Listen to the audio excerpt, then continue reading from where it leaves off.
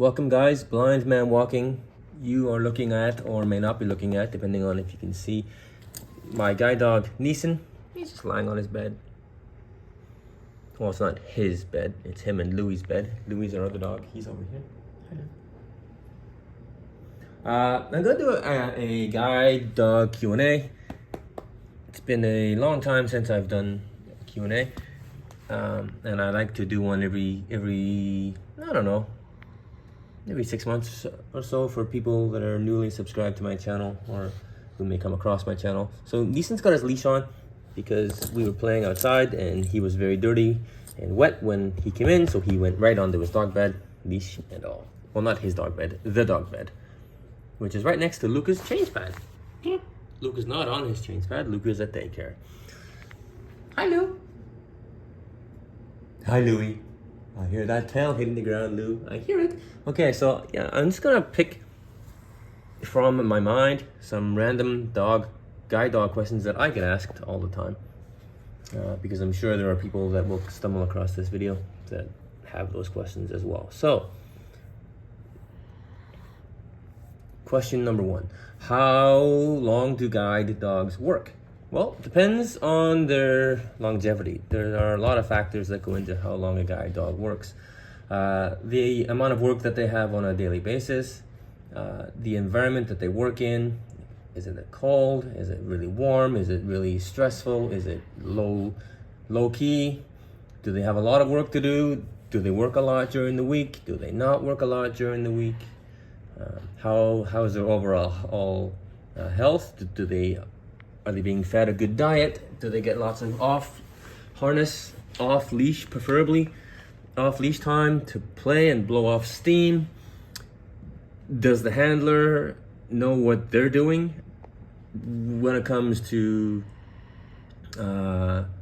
correcting mistakes that the dog makes and recognizing mistakes when the dog makes them so they can be corrected? There's so much that goes into answering this question. Typically, on average, a guide dog will work for 6 to 8 years. So let's call it 7. We'll split the difference. Hello, Neeson. Oh, hello, you. Did you have a good play today? Yeah, you did. So, yeah, 6 to 8 years, so we'll call it 7. So, Neeson is about to turn 8. And I got him at 18 months. So, he is almost in, well, he's over 6 years on the job. You know, he's gonna lick his penis on camera. Oh yeah, get in there. So Neeson's a yellow lab. He's my 3rd dog. He comes from Guide Dogs for the Blind in California. Don't you? Yes. So right now he's not loving this weather because there's a lot of snow outside. Are Labradors the most popular breed of dog used for guide work? Yes, they are. Black Labs, Yellow Labs, Golden Retriever, Labrador crosses are, yeah, so Yellow Labs, Black Labs would be the most commonly used dogs because of their attributes. They are hardworking, easy to train, easy to please.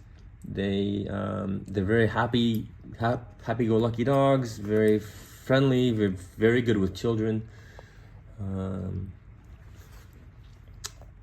And they just have the highest number of positive attributes that make them the perfect dog for guide work. Yeah. Can guide dogs read traffic lights? No, they cannot. It is up to the handler to know when it is safe to cross and when it is not safe to cross. Now, that said, guide dogs are trained in what's called intelligent disobedience. So if you give them a command and they don't feel it's safe, they can disobey you. Now, this isn't something I practice with Neeson because I don't want to potentially walk out into traffic for nothing.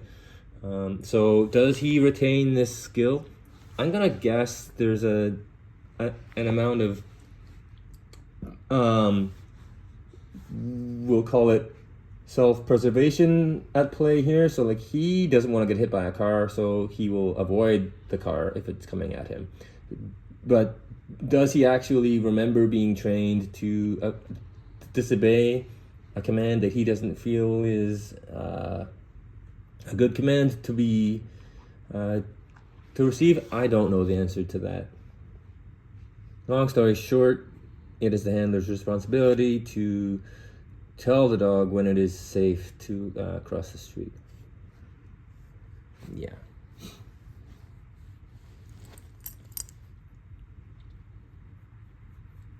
Hi. Did you have a good play this morning? Yeah, you did. Yeah. Yeah. Yeah. Another popular question I get is, how does your dog know where he's going?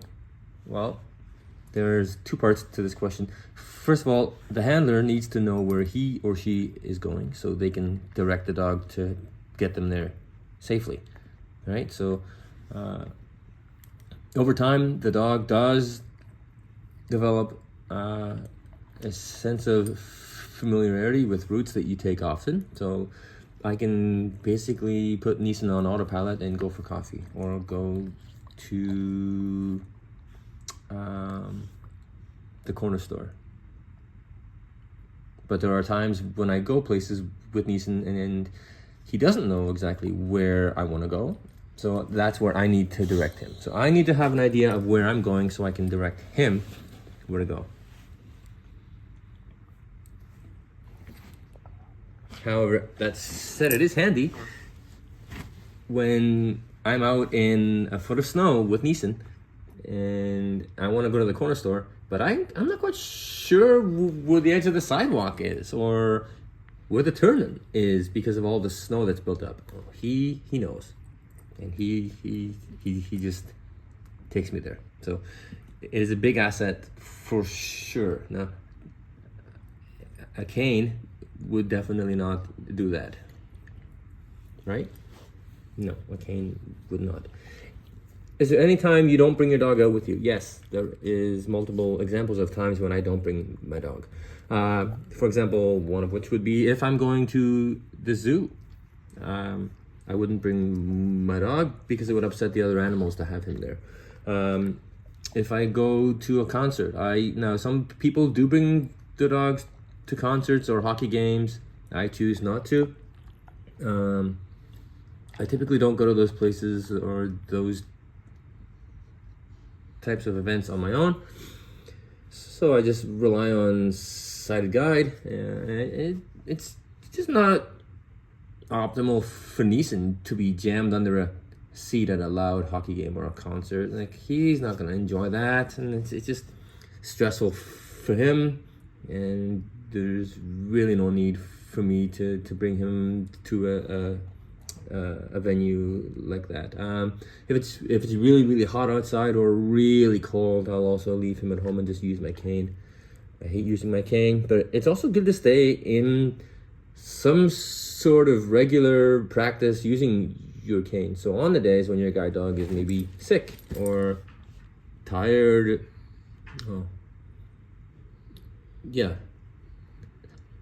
I guess tired is a good example, because there are also times when I don't bring Neeson out. If he's had a big day the day prior, and I can just tell from his harness pull that he's due to have a day off, so I'll use my cane. So yeah, it's always good to stay in touch with cane skills, just in case you are forced into using your cane. Is Neeson from Canadian Guide Dogs? No, Neeson is he's from Guide Dogs for the Blind in California. So all of my dogs, Neeson's number 3, have come from Guide Dogs for the Blind in California. I had a yellow lab named Luther, a black lab named Lars, and another yellow lab named Neeson. Yeah. Does Neeson get along with your pet dog? Yes, they get along great. This is Louis over here. Louis a Mastiff, St. Bernard combo. He got some Rottie in there too, Rottweiler. Neeson's purebred Labrador Yellow Lab, 63 pounds of love. just trying to think off the top of my head if there are any more types of questions that I get with him. Oh, this isn't really a question, but it's more of an observation that I get sometimes, is like how his behavior changes when the harness comes off. So if I'm at work, or if I'm in if I go for coffee, or if I go to a place where I'm going to be staying for a prolonged period of time, I will typically take Neeson's harness off so he can just have some chill time, not on the clock, and he can visit with people if I let him. So at work, he is the office morale booster. So I take his harness off, and everybody at work loves my dog because he brings joy to their day. So I take his harness off, and he just runs around the office saying hi to people, and everybody knows not to feed him. Everybody knows, because I've made sure they know, that he is a guide dog and he is not to be fed. He can be petted all he wants, but you cannot give him food. So he runs in to the office, and he just runs around all day and like says hi to people, lies under people's desks napping. I can hear him snoring from across the office sometimes. He's just lying under someone's desk, snoring away. It's very important to give these guys off harness time, even during the day when you're at work or not home. Having your dog on harness 8 hours a day, I don't feel is very fair to your dog. We don't work 8 hours straight during the day. We get breaks, and so should they.